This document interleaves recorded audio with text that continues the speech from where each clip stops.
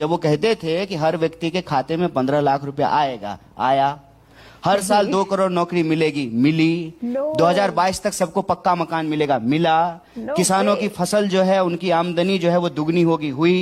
बोलती हूँ मैं। कौन है जनसंघ? अरे भाई मैं इसको डिनाई थोड़ी करती हूँ। भाजपा बोलिए ना जी, जनसंघ है ये नहीं है। बोलिए भाजपा, बिल्कुल डिनाई बोलिए आरएसएस, बोलिए मोदी जी जिसका चड्डी पहन करके घूमते थे वो पार्टी। कन्हैया, इमरजेंसी जिस दिन लगी 25 जून 1975। चले इमरजेंसी में वापस? हाँ चलिए ना, एकदम चलिए। तो आपके बाल जो है काले हो जाएंगे वापस। छात्र संघ का अध्यक्ष अगर गरिमा सिंह के बालों पर आएगा तो मुझे ये सवाल पूछना पड़ेगा कन्हैया। इतिहास इसलिए, जो प्रधानमंत्री इतिहास में फेल हो गया हो वो इतिहास बनाएगा। दूसरे के मकान पे नाम लिख देने से वो मकान आपका हो जाएगा। घर बनाए कोई, सड़क बनाए कोई, संविधान बनाए कोई, संसद बनाए कोई, फैक्ट्री बनाए कोई, IIM बनाए कोई, एम्स बनाए कौन, चांद पे जाए कोई, और आकर के कुर्ता पैजामा पहन करके, सूट पहन करके भाइयों बहनों करके क्रेडिट ले लेंगे। जो सोबत है सो खोबत है, जो जागत है सो पावत है। उठ जाग मुसाफिर भोर भई अब रैन कहाँ जो सोबत है। कौन कह रहा है कि हम सोए हुए? संविधान कौन सावरकर बनाए कि गोलवलकर बनाए हैं? बात कर रही हूँ कि अम्बेडकर और नेहरू गांधी ही बनाए हैं?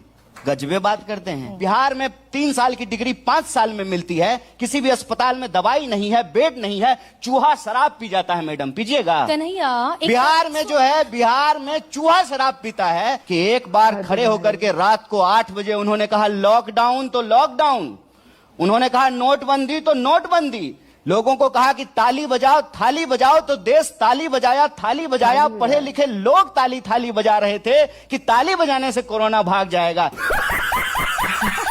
गरिमा सिंह जब एंकरिंग करती हैं तो सामने बैठे हुए व्यक्ति के पसीने छूट जाते हैं, पर आज उल्टा हुआ है। कन्हैया कुमार जी ने डिस्ट्रॉय करा गरिमा सिंह जी को। That's an epic story in itself. चलिए आज गोदी मीडिया के पर खच्चे उड़ते हुए हम साथ बैठ कर के एक्सपीरियंस कर लेते हैं। हे हाय हेलो नमस्ते जी, सत श्री अकाल, अस्सलाम वालेकुम। मैं निधि शर्मा इंडिया से, और आज के वक्त की असली मीडिया यूट्यूब पर बैठी है। नहीं, मेरा इशारा खुद की तरफ नहीं, बल्कि बहुत सारे ऐसे रियल जर्नलिस्ट्स हैं जिनको अपनी जॉब्स छोड़नी पड़ी क्योंकि वो दलाली नहीं कर सकते थे। वो सच्ची खबरें हमें यूट्यूब के माध्यम से देते हैं और हम उनकी बहुत सराहना करते हैं। तभी तो गोदी मीडिया घबराती है उनसे। अरे वो टीचर्स जो मोदी की पोल खोल देते हैं ना यूट्यूब पर, उनसे अंजना को कितनी मिर्ची लगी आप सबने देखा ना। अंजना पर जब खान सर ने हमला बोला तो उन्हें अरेस्ट करने की चाहत हमारे देश के तानाशाहों को हुई, पर देश की जनता अब ये होने नहीं देगी क्योंकि हम सच के साथ खड़े हैं। और जो कोई भी संविधान के साथ, लोकतंत्र के साथ छेड़छाड़ करने की कोशिश करेगा ना, हम उसे ध्वस्त कर देंगे। चलिए आज वैसा ही कुछ खूबसूरत मंजर हम देखते हैं, फिर ये बातचीत ना बरकरार रखेंगे। यह सरकार चोरी से बन रही है।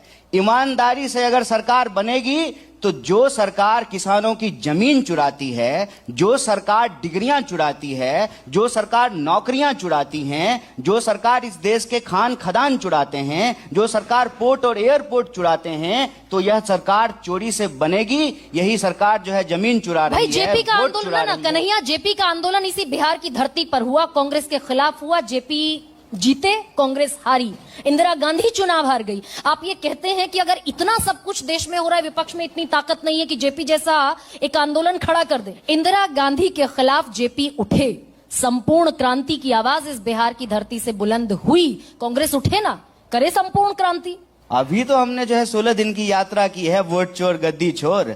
और हम लोग जब कह रहे थे वोट चोर गद्दी चोर, तीर एकदम जो है सीने पे जाकर के लगी। पूरी भाजपा जो है कहने लगी कि हम लोग प्रधानमंत्री जी की माता जी को गाली बक रहे हैं। कौन कह रहा है कि हम सोए हुए हैं? जो सोबत है सो खोबत है, जो जागत है सो पावत है। उठ जाग मुसाफिर भोर भई अब रैन कहाँ जो सोबत है। कौन कह रहा है कि हम सोए हुए हैं? अगर विपक्ष सोया होता तो मुझे बताइए कि क्यों जो है दर्जनों लोग जेलों में बंद हैं, क्यों पत्रकारों के घर पे ईडी और सीबीआई हो रहा है, क्यों चैनलों को जबरदस्ती खरीदा जा रहा है, क्यों अभी एक पत्रकार की हत्या हुई है ना उत्तराखंड के, क्या नाम है? क्या ना याद है नाम? नहीं, मुझे याद आप ही की बिरादरी का है, पत्रकार है। हुआ है ना भाई, राजीव नाम है ना, हुई ना पत्रकार की हत्या। 11 सालों में कितने पत्रकारों की हत्या हुई? कम से कम महिला होने के नाते आप गौरी लंकेश का तो नाम सुने होंगे। हुई ना हत्या।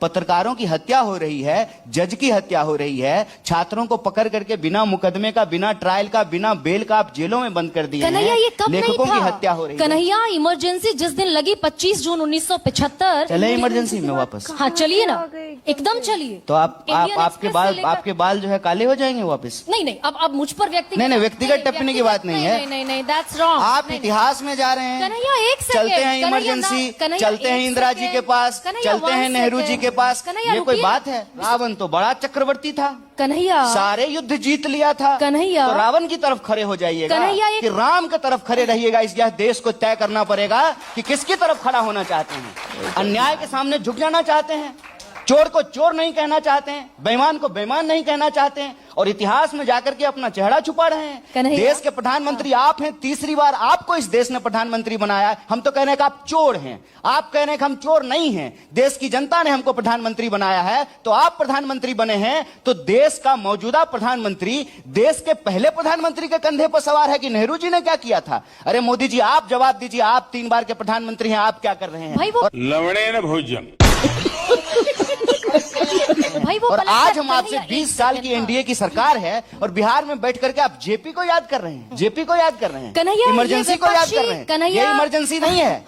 ये इमरजेंसी नहीं है कि आज इंसान जो है बेखौफ तरीके से बात नहीं कर सकता है, पत्रकार लिख नहीं सकता है, पत्रकार की हत्या हो जा रही है, आपको उसका नाम याद नहीं है, हेडलाइन पे जो है लोगों की हत्याएं जो है वो हेडलाइन नहीं बनता है, विद्यार्थियों को जेलों में भर दिया गया है, महिलाएं जो है बेखौफ तरीके से सड़कों पे नहीं चल सकती है, बिहार में 3 साल की डिग्री 5 साल में मिलती है, किसी भी अस्पताल में दवाई नहीं है, बेड नहीं है, चूहा शराब पी जाता है। मैडम पीजिएगा। कन्हैया एक- बिहार में जो है, बिहार में चूहा शराब पीता है। 20 साल से एनडीए की सरकार है और आप 90 में चली जाती हैं। कन्हैया मैं पूछ रही ये हूँ आपसे, बेईमानी है सरासर। सुनिए, एक सेकंड ये कन्हैया, बेईमानी है क्या सरासर। इतिहास की सारी किताबों को जला देना चाहिए? क्या आप ये कहते हैं कि हमें इतिहास की तरफ से नजरें फेर लेनी चाहिए? मैं डंके की चोट पर सवाल पूछती इतिहास से कौन कह रहा है कि नजरें फेर हूँ। लेना आप चाहिए? इमरजेंसी के लेकिन सवाल मुझे पर- बताइए कि आप जो इमरजेंसी प्रधानमंत्री के सुनिए सवाल सुनिए पर कन्हैया, मैडम, एक तर्कशील व्यक्ति, एक मैडम, छात्र नेता, देश की सबसे बड़ी यूनिवर्सिटी मैडम, का बिल्कुल छात्र इतिहास- संघ का अध्यक्ष अगर गरिमा सिंह के बालों पर आएगा तो मुझे ये सवाल पूछना पड़ेगा। अरे हम कन्हैया इतिहास इसलिए कह रहे हैं ना कि इतिहास के कूड़ेदान में जो हम वर्तमान को ले जाकर के गोते लगवा रहे हैं, ठीक है। उद्देश्य क्या है हमको ये बताइए। और आप इतिहास की बात करते हैं। जो प्रधानमंत्री इतिहास में फेल हो गया हो वो इतिहास बनाएगा। दूसरे के मकान पे नाम लिख देने से वो मकान आपका हो जाएगा। इतिहास जो है ना, किताबों हिस्ट्री के किताब में लिखा नहीं जाता है, इतिहास रचा जाता है, इतिहास बनाया जाता है। और इतिहास बनाने का मौका इस देश ने नरेंद्र मोदी को दिया। इतिहास ने उस इंसान को इतना बड़ा मौका दिया और इस देश के इतिहास में पहले कभी नहीं हुआ कि एक बार खड़े होकर के रात को 8 बजे उन्होंने कहा लॉकडाउन तो लॉकडाउन, उन्होंने कहा नोटबंदी तो नोटबंदी, लोगों को कहा कि ताली बजाओ थाली बजाओ, तो देश ताली बजाया थाली बजाया। पढ़े लिखे लोग ताली थाली बजा रहे थे कि ताली बजाने से कोरोना भाग जाएगा। इतिहास ने तो इस इंसान को ऐसा मौका दिया, इतिहास ने यह साबित किया कि इस देश में जमहूरियत की जड़ें इतनी मजबूत है कि कोई इंसान अगर झूठ ही सही ये कहे कि मैं चाय बेचने वाला का बच्चा हूं, तो इस देश की जनता ने उसको सर आंखों पर बिठाया, तीसरी बार उसको देश का प्रधानमंत्री बनाया। कौन कहता है कि इतिहास ने कन्हैया इतिहास ने तो इंदिरा गांधी को भी मौका दिया। अब मैं वापस आते ना, देखिए इसको ऐसे मत देखिए, ये ना कोई WWF का मैच नहीं हो रहा है कि ये स्क्रिप्ट लिखा हुआ है, यार एक बार हम तुमको पटक देंगे, एक बार तुम हमको पटक देना। और वादा जो है मोदी जी का, वो हम तो नहीं लिख करके दिए थे, वो खुद ही बोलते होंगे। जब वो कहते थे कि हर व्यक्ति के खाते में 15 लाख रुपया आएगा, आया। हर साल 2 करोड़ नौकरी मिलेगी, मिली। 2022 तक सबको पक्का मकान मिलेगा, मिला। किसानों की फसल जो है, उनकी आमदनी जो है वो दुगनी होगी, हुई। महिलाओं पे अत्याचार रुका। क्या इस देश में आत्महत्याएं कम हुई? क्या इस देश का कर्जा कम हुआ? तो अगर ये जो सवाल हैं, यह सवाल जब हम पूछते हैं भाजपा को, तो भाजपा सत्ता है, प्रधानमंत्री देश के प्रधानमंत्री हैं, उनके पास बहुमत है, और विपक्ष होने के नाते यह सवाल जो है हम देश के मौजूदा प्रधानमंत्री से पूछते हैं। मौजूदा प्रधानमंत्री के लिए आप लोग ऐसा बैटिंग करते हैं कि हम लोगों को ऐसा लगता है कि नेहरू जी के नाम पे हम लोग सत्ता चला रहे हैं और मोदी जी जो है विपक्ष हैं, उनके तरफ से आप लोग सवाल पूछना शुरू कर देते हैं कि बताइए नेहरू जी के टाइम पे क्या हुआ था, बताइए पटेल जी के टाइम पे क्या हुआ था, बताइए लालू जी के टाइम पे क्या। अजीब बात है, 20 साल से सरकार जो है एनडीए की है बिहार में, 20 साल से एनडीए की सरकार है, देश में जो है 11 साल से जो है एनडीए की सरकार है। देश के ज्यादातर राज्यों में जो है भाजपा की सरकार है। भाजपा दावा करती है कि हम दुनिया की सबसे बड़ी पार्टी हैं। भाजपा दावा करती है कि हमारे पास अब सबसे ज्यादा ऑफिस है। भाजपा का इलेक्टोरल बॉन्ड के हिसाब से आप देख लीजिए, सबसे ज्यादा चंदा बीजेपी को मिला है। अरे बाप रे, ये तो धोती खोल रहा। कल ही आरएसएस के लोग कह रहे थे कांग्रेस क्यों नहीं है कन्हैया? मैं 35 साल में देखूं अगर कांग्रेस का ग्राफ, आप तो कांग्रेस के खेवनहार के तौर पर मेरी हैं कुल बिहार उम्र ही में। 35 साल है, हम समझ रहे हैं, कोई बात नहीं है। 1985 में आखिरी दफा कांग्रेस जीती, 1985 में। ठीक है। 90 से फिर लालू यादव का दौर शुरू हुआ। ठीक है। इन 35 वर्षों में कांग्रेस का रिवाइवल कभी संभव क्यों नहीं हो पाया? मैं तो आपसे बड़ा, ठीक है, ये तो जेन्युइन सवाल लग रहा होगा आपको। अच्छा तो ठीक है, इसको कहेंगे बिना बात का बात है। हाँ। जिस दिन कांग्रेस का रिवाइवल हो जाएगा ना, हम आपको बढ़िया पेस्ट्री खिलाएंगे। आगे बढ़ते हैं, मुद्दे पे आते हैं। मतलब यानी कि कांग्रेस आइए, का आगे बिहार में सबसे बड़ा चेहरा आज न्यूज 24 के मंच पर ये नहीं बता सकता कि ये रिवाइवल दरअसल कब होने जा रहा है। ये अगर रिवाइवल का मतलब ये है कि तोड़ जोड़ करके, रिजॉर्ट पॉलिटिक्स खेल करके, वोट का चोरी करके देश की सुख संपत्ति अपने दोस्तों के खजाने में पहुंचा दिया जाए, तो मुझे ऐसी राजनीति से कोई मतलब नहीं। अच्छा कन्हैया, ये बता दीजिए कि जो ओबीसी प्लैंक पर अब है, देखिए जीत तो सबके लिए इंपॉर्टेंट है और इसीलिए राहुल गांधी अब ओबीसी का जिक्र करने लगे हैं, ईबीसी का जिक्र करने लगे हैं और खुद मानते हैं, ये उन्हीं का स्टेटमेंट है, ये मेरा स्टेटमेंट नहीं है, कि हम दलित मुसलमानों में, सवर्णों में उलझे रहे, ओबीसी हमसे छूट गया। मैं ये कहता हूं कि देश में जब संविधान बन रहा था और जब आरक्षण की व्यवस्था की जा रही थी और उसको जो है पॉजिटिव डिस्क्रिमिनेशन कहा जा रहा था, जब 1 person equal to 1 vote decide हो रहा था कॉन्स्टिट्यूएंट असेंबली में, तब क्या इस देश की किसी महिला ने जो है मताधिकार के लिए आंदोलन किया था क्या मैडम? किया था क्या? बोलिए, दर्शक दीर्घा में से कोई बता दीजिए। कोई स्त्री आंदोलन हुआ था? महिलाओं को बराबरी का वोट का अधिकार मिला ना? हर बार जब हम किसी चीज को सत्ता और नंबर से जोड़ करके देखते हैं, नैतिकता कहीं पीछे छूट जाती है। भारत का आंकड़ा उठा करके देखिए, भारत की जाति जनगणना के जो सर्वे आए हैं उसको उठा करके देखिए। जब आप इस सिस्टम के आंकड़े उठा करके देखेंगे तो जो इस समाज का 60% है, उसका 10% प्रतिनिधित्व भी ना जुडिशियरी में है, ना मीडिया में है, माफ कीजिएगा, ना जो है न्यायपालिका में है, न्यायिक व्यवस्था में है, ना कॉर्पोरेट सेक्टर में है। और कन्हैया ये कह रहे हैं कि ये बहुत, कन्हैया ये कह रहे हैं, आप इसको कह रहे हैं कि ये वोट की राजनीति है। अरे ये वोट की राजनीति नहीं है, ये सही और गलत की राजनीति है और हम सही के साथ खड़े हैं। चुनाव हारे या जीते इससे कोई फर्क नहीं पड़ता। ओके कन्हैया, आप बढ़िया वक्ता हैं, मैं आपके सामने चुप हो सकती हूँ। 78 में मंडल कमीशन बना, 79 में मंडल कमीशन की रिपोर्ट आई जिसने कहा कि 27% आरक्षण पिछड़ों को होना चाहिए, ओबीसी को होना चाहिए। ये आरक्षण 89 में लागू हुआ वीपी सिंह की सरकार में। अगर इंदिरा गांधी चाहती तो 80 में लागू हो सकता था, राजीव गांधी चाहते तो इंदिरा गांधी के असैसिनेशन के बाद 89 में लागू हो सकता था। गरिमा जी देखिए, 84 में लागू हो सकता था। बताइए ना, नहीं हुआ ना सर? वरिष्ठ हैं, बुजुर्ग हैं, कहाँ बार बार इतिहास में जाती हैं। सुनिए मेरी बात, मैं 2007 में पढ़ रहा था सर। इतिहास से आप डरते क्यों हैं? नहीं डरते हैं, मेरा इतिहास तो बहुत बढ़िया ना, है मैडम। तो हम बताइए आपको ना। 4 इतिहास पूछ देंगे तो आप वर्तमान भविष्य सब भूल जाइएगा। मैं तो पत्रकार हूँ। कभी 2 दिन मैं तो पहले एक पत्रकार की हत्या हुई है तो आपको याद नहीं है और आप हमको ये- इतिहास पे सवाल पूछ ठीक रही हैं। अरे ठीक है, ना ना, एक सेकंड आप सुनिए, जवाब पहले अब जवाब देने दीजिए। कन्हैया बताएंगे अब सब। जवाब कर्पूरी कि कांग्रेस ठाकुर पार्टी ने उसको आगे बढ़ाया। कर्पूरी ठाकुर को भारत रत्न देकर बीजेपी उड़ा ले गई है कारपेट आपकी जमीन के नीचे से। अच्छा, आप इसमें फंसे हुए हैं? ये तो मुझे मालूम ही नहीं था। चलिए, तो दूसरे के मकान पे जो है नाम मिटा करके अपना नाम लिख देते हैं और कहते हैं कि मकान हमारा ही है। इस देश की बुनियाद जिसमें आज हम सब रह रहे हैं, संविधान है। संविधान को बनाने में कांग्रेस पार्टी की भूमिका है। उसी संविधान की प्रस्तावना में हम भारत के लोग भारत को एक प्रभुत्व संपन्न समाजवादी धर्मनिरपेक्ष लोकतांत्रिक गणराज्य बनाने का लिए तथा उसके समस्त नागरिकों में स्वतंत्रता समानता न्याय इसकी बात संविधान में लिखी हुई है, प्रस्तावना में लिखी हुई है। वहीं से यह आरक्षण की व्यवस्था आई है। कांग्रेस पार्टी की सरकार ने उस आरक्षण की व्यवस्था को आगे बढ़ाया, उसको लागू किया।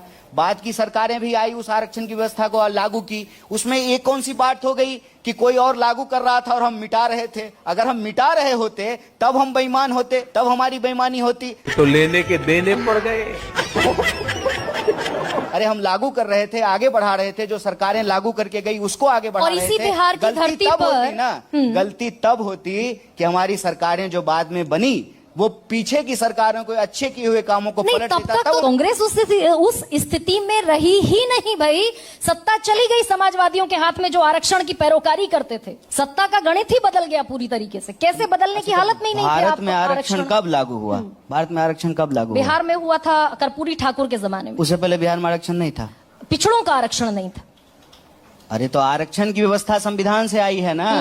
संविधान कौन सावरकर बनाए हैं कि गोलवलकर बनाए इसी की हैं? बात कर रही हूँ कि अंबेडकर और नेहरू गांधी ही बनाए हैं? गजबे बात करते हैं आप। एक असमानता पे चलने वाली पार्टी और विचारधारा को क्रेडिट दे रहे हैं।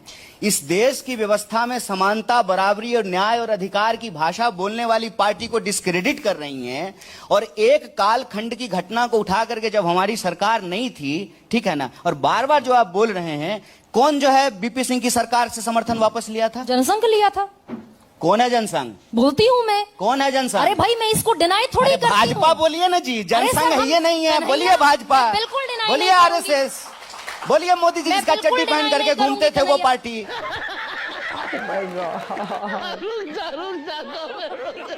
मैं एकदम डिनाई नहीं करूंगी। हाँ तो खुल्लम खुल्ला बोलिए, डरिए मत आप। क्या होगा, ज्यादा से ज्यादा जेल चले जाइएगा। जेल बहुत अच्छी जगह है, घबराइए मत। बोलिए कौन पार्टी समर्थन वापस लिया? भाजपा, आरएसएस? कौन जो है इस देश में आरक्षण का विरोध किया है? आरएसएस। अरे भाई हम खुलकर बोलते हैं। पढ़े हैं बंच ऑफ हम थॉट, खुलकर बोलते हैं। पढ़े हैं बंच ऑफ मैंने थॉट। सब पढ़ा है। फिर आप बताइए। अब नहीं, इसमें हम कन्हैया, बताइए, हम एक नेहरू की सेकंड। विरासत से आते हैं, हम भगत सिंह की विरासत से आते हैं, हम अंबेडकर की विरासत से आते हैं, हम कर्पूरी ठाकुर की विरासत से आते हैं, हम बुद्ध गांधी कबीर की विरासत से आते हैं। आप हमको दोषी ठहरा रहे हैं। सावरकर गोलवलकर की विरासत से आने वाले लोगों को सही ठहरा रहे हैं। अरे ऊंच नीच को सही ठहराने वाले कौन हैं? जो धर्म के नाम पे अपना धंधा चलाते हैं। न्याय और बराबरी और समानता से लड़ने वाले कौन लोग हैं? जो कहते हैं कि यह धरती बुद्ध की है, कबीर की है, नानक की है। यह धरती कहती है पाथर पूजे हली मिने तो मैं पूजूं पहाड़। काकर पाथर छाड़ के माजिद लियो बनाए, तापर मुल्ला बांग दे बहरो बहे खुदा। आप उस परंपरा को गलत ठहरा रही हैं। नहीं, मैं गलत ठहराने वाली कोई नहीं होती हूँ। लेकिन आपके जितने भी प्रतीक थे भाई, पटेल से लेकर अंबेडकर, आप कहते हैं कि आपने ड्राफ्टिंग कमेटी का चेयरमैन बनाया अंबेडकर को। वो कहते हैं कि आपने अंबेडकर के खिलाफ नेहरू ने चुनाव लड़ा। कौन कहते हैं? व्हाट्सएप कहता है ना। बीजेपी कहती है भाई, खुले तौर पर कहती है, डंके की चोट पर कहती है आपने अंबेडकर के खिलाफ नेहरू ने चुनाव लड़ा। तो उनको कहिए कि अंबेडकर जी जो कहते हैं उस सिद्धांत को वो लागू करें। अंबेडकर जी कहते हैं, कोट कर रहा हूं, कोटिंग। अंबेडकर कहते हैं कि राजनीतिक स्वतंत्रता और राजनीतिक अधिकार सामाजिक स्वतंत्रता और सामाजिक अधिकार के बिना सुरक्षित नहीं हो सकता है। राजनीतिक स्वतंत्रता के लिए आर्थिक स्वतंत्रता जरूरी है। तो अंबेडकर जी जो कहते हैं उसको मोदी जी को दम है, मोदी जी को दम है, मोदी जी को औकात है। तो मोदी जी जो है अंबेडकर के सिद्धांत को लागू करें और निजी क्षेत्र में भी आरक्षण की व्यवस्था करें। क्या बात करते हैं? घर बनाए कोई, सड़क बनाए कोई, संविधान बनाए कोई, संसद बनाए कोई, फैक्ट्री बनाए कोई, आईआईएम बनाए कोई, एम्स पे बनाए कौन, चांद पे जाए कोई, और आकर के कुर्ता पैजामा पहन करके सूट पहन करके भाइयों बहनों करके क्रेडिट ले लेंगे। एक सेकंड, यानी कन्हैया जिस प्लांक पर राजनीति आज के दौर में है, झूठ के प्लैंक पे, हमको सच के लिए लड़ना है। एग्जैक्टली, जो जिस भी प्लांक पर है, देखिए इलेक्टोरल सिस्टम में झूठ सच कुछ होता नहीं है। नहीं, सिर्फ पॉलिटिक्स होती है। होता है सच झूठ सच। क्या बात करते हैं? होता है, देखिए क्या होता है झूठ और सच। मोदी जी जीवन भर आरएसएस की शाखा में जाकर के कहते होंगे नमस्ते सदा वत्सले, ठीक है, और हाँ, पूरा पढ़ लीजिए, ठीक है। और गोडसे को जो है, गोडसे की पूजा करते होंगे। मोदी जी गए जापान, जापान में मोदी जी खोजे होंगे कि एक आध को जो है गोडसे और सावरकर का भी मूर्ति मिल जाए। मिला नहीं। मिला कौन? वही अर्धनग्न फकीर गांधी, जिसके सामने जो है ना फूल लेकर के झुक रहे थे। कैसी आत्मा मर रही होगी बेचारे की। सोच रहे हैं आप? कौन कहता है कि सच नहीं होता है? सच सच होता है, झूठ झूठ होता है। कन्हैया, और मैं ये आपसे- बात जीवन में ये बात मत कन्हैया, मैं कहिएगा। आपसे ये सवाल यह क्यों ना धरती पूछूं? सुनिए। सत्य और अहिंसा की धरती है, और इस धरती पे कभी हिंसा और असत्य नहीं टिकेगा। यही भारतीयता है, यही भारत की परंपरा है। इस बात को याद रखिएगा, ये दोबारा मत कहिएगा। राहुल गांधी कहते हैं वंचितों को, शोषितों को, मार्जिनलाइज्ड को हम हक देंगे, हम कैपिंग हटा देंगे 15% की, हम आरक्षण देंगे, गरीबी हटाओ 50% का कैप, 50% का कैपिंग हटाएंगे, आरक्षण का, गरीबी हटाओ का नारा तो 70 के दशक में बुलंद हुआ, हट गई गरीबी। प्रयास करेंगे, गरीबी गलत है, गरीबी हटाने का प्रयास करेंगे, इसमें क्या दिक्कत है? अगर कोई व्यक्ति, कोई संस्था, दल या सरकार कोई संकल्प लेती है, उस संकल्प पे चलने में क्या दिक्कत है? और एक बात आपको मैं बता दूं, एक कंपनी आई थी, हम लोग नया नया जो है कॉलेज में पढ़ रहे थे, हर जगह देखते थे बिलबोर्ड पे लगा रहता था, कर लो दुनिया मुट्ठी में, याद है ना? हालांकि हम लोग कुछ अलग भी मजाक करते थे उस वक्त जो है स्कूल कॉलेज में, जब कहा जाता था कर लो दुनिया मुट्ठी में। ठीक है, कर लिए दुनिया मुट्ठी में, हुआ दुनिया आपके मुट्ठी में? फेयर एंड लवली लगाए हैं? नहीं लगाए हैं? आप होता है मुंह आप गोगा। कमर्शियल, एक सेकंड, आप इस देश की कमर्शियल जो इकोसिस्टम है उसको पॉलिटिकल इकोसिस्टम से तो आप compare कह रहे हैं कर कि क्रिकेट कॉमर्शियल है? मिस मत कीजिए। मैं चाहती हूँ आप आप कहाँ कह मुझे रहे हैं कि लेकर क्रिकेट आना commercial चाहते हैं। है? इन 1971 Indira If Gandhi seriousness- said कि हम गरीबी हटाएंगे, और आप उसकी तुलना करते हैं कि कर लो दुनिया मुट्ठी में हो आप गई क्या? दुखी मत ये होइए। थोड़ा सा आप दिक्कत दुखी है। मत होइए, लेकिन एक बात जान लीजिए, हाँ। जहाँ प्रेम रस होता है वहाँ हास्य होता है। अगर ऐसा नहीं होता ना तो जो है सिनेमा में भी जोकर नहीं होता। अच्छा, ये बताइए, काहे चलिए इतना ठीक। जो है भारी भारी अच्छा, बात सुनिए। बोल रहे हैं? अच्छा, आजकल सुनिए। देखिए स्टैंड अप कन्हैया, ये कॉमेडियन सब कितना बताइए। पॉपुलर हो ठीक रहा है। है। नेता सब जो है ना वो कॉमेडी कर रहा है, कॉमेडियन सबको राजनीति करना अच्छा, पड़ रहा है। हम कन्हैया- तो ऐसे दौर में जी रहे हैं। कन्हैया, देखिए, बिहार एक बात पर सुनिए, आते हैं। हम आपको अलग अलग तरह के जो है ना टैगलाइन सुनाए, आप एक टैगलाइन लेकर के हमारे पीछे पड़े हुए हैं। हर टीवी चैनल में यही सवाल पूछा जाता है कि इंदिरा जी ने कहा था गरीबी हटाओ, हट गई गरीबी। अरे, इंदिरा जी ने कहा था गरीबी हटाओ, गरीबी हटाने का प्रयास किया गया ना? अगर गरीबी हटाने का प्रयास नहीं किया जाता तो आपको लगता है कि हम आपके बगल वाले कुर्सी पे बैठे होते? गरिमा जी बोलिए। मैं सच के साथ आप सामने खड़ा हूं, किताब के साथ नहीं खड़ा हूं। और कन्हैया जब गरीबी और भी बोलते हैं ना तो एक बात याद रखिएगा, हम स्कूल में नहीं पढ़े हैं। Oh dear, POOR, poor, poor मने गरीब, I am poor, I was there, I know what गरीबी इज। अगर नहीं इस देश में कल्याणकारी राज्य की अवधारणा होती तो मैं नहीं पढ़ पाता, मैं PhD नहीं कर पाता।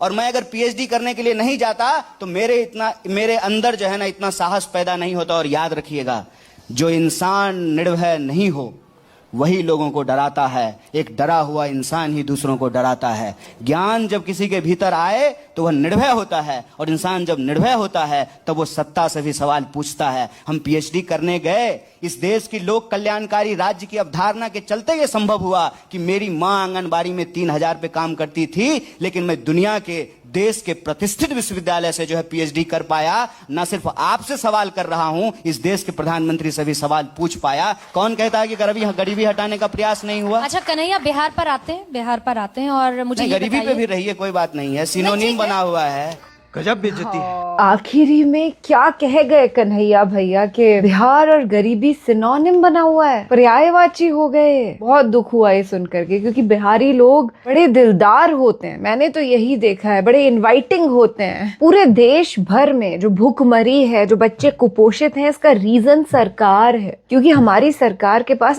एक्चुअली इतना सारा पैसा है कि सब बच्चों के पेट भर सकते हैं, but they are choosing to keep the kids malnourished. इतनी गंदी इनकी मंशाएं हैं। और हाल ही में महिमा सिंह नाम की एक रियल जर्नलिस्ट 6 दिन बिताकर आई ह्यूमन ट्रैफिकर्स के बीच में, उनकी एक्टिविटीज को रिकॉर्ड भी किया, खुद भी अपनी लाइफ को इतना रिस्क में कर दिया कि वो बिक रही थी, अलग अलग लोगों को उन्हें बेचा जा रहा था। And then she came after 6 days all safe thanks to God. और उनकी ब्रेवरी को हम सलाम करते हैं। उनकी वजह से 21 बच्चियों की जानें बच गई। क्या इस न्यूज को पूरी दुनिया भर में नहीं दिखाया जाना चाहिए? अरे दुनिया छोड़ो, एटलीस्ट हमारा इंडिया तो उनको सलाम करता, उन्हें शोकेस करता, सब उनका नाम लेते। पर मेन स्ट्रीम मीडिया के किसी भी चैनल पर कोई उनका नामो निशान तक नहीं है। जब ये न्यूज पढ़ी तो रोना आया, खुशी हुई कि चलो 21 बच्चियां बच गई। उस